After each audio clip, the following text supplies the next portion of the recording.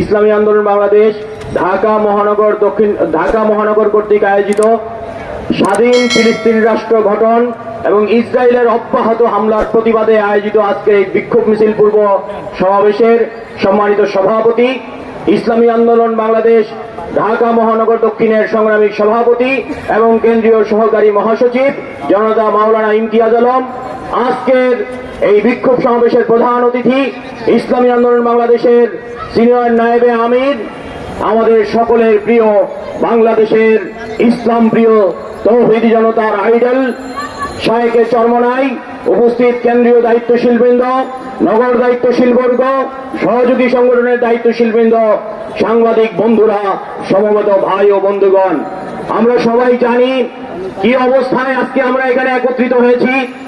আমাদের হৃদয় দুঃখে ভারাক্রান্ত।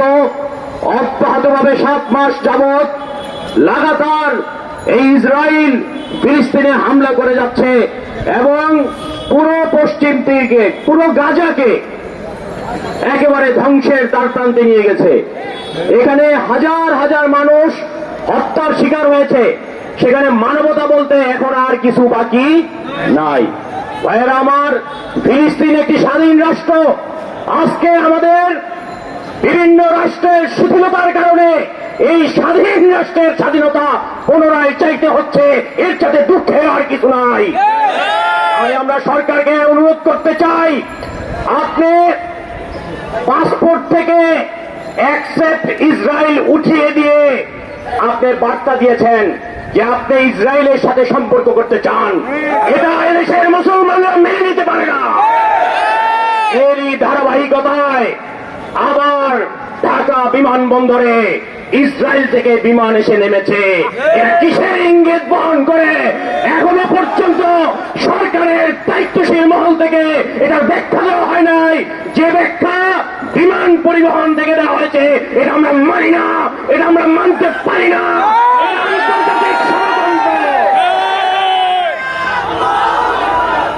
প্রিয় সাথীরা আমার, মনে রাখতে হবে সারা বিশ্বের মুসলমানরা যেমন এক আর অভিন্ন, তেমনি সারা বিশ্বের কাফেররাও এক আর অভিন্ন। ওই হামলা শুধুমাত্র ফিলিস্তিনে থাকবে না, ওই হামলা বাংলাদেশে হবে, কাশ্মীরে হবে, ওই হামলা আরাকানে হবে। মুসলমানদেরকে নিশ্চিহ্ন করার মিশন তারা একযোগে শুরু করেছে। এর জন্য আমরা দেখতে পাই জাতিসংঘে ফিলিস্তিন রাষ্ট্রের জন্য যখন প্রস্তাব উঠেছে, আমরা দেখেছি আমেরিকা ভেটো দিয়েছে, সেখানে ভারত ভোটদানে বিরত থেকেছে। এটা তার প্রমাণ হয় তারা আমাদের বন্ধু হতে পারে না, এবং অভিন্ন। সুতরাং আহ্বান রাখবো, শুধু সমাবেশ মিছিল নয়, প্রতিটা পণ্য ক্রয়ের আগে নিশ্চিত হন এই পণ্যের সাথে ইহুদিদের কোনো সম্পর্ক আছে কিনা, ভারতের কোনো সম্পর্ক আছে কিনা, আমেরিকার কোনো সম্পর্ক আছে না। এই সকল পণ্য বর্জন করতে হবে। ওরা আমাদেরকে আঘাত করলে আমরা ওদের অর্থনীতিতে আঘাত করব। আমেরিকায় আন্দোলন হচ্ছে, অস্ট্রেলিয়ায় আন্দোলন হচ্ছে, বাংলাদেশের সকল ছাত্র সংগঠনকে আহ্বান জানাই, মাঠে নেমে আসুন, ফিলিস্তিনের পক্ষে আওয়াজ তুলুন।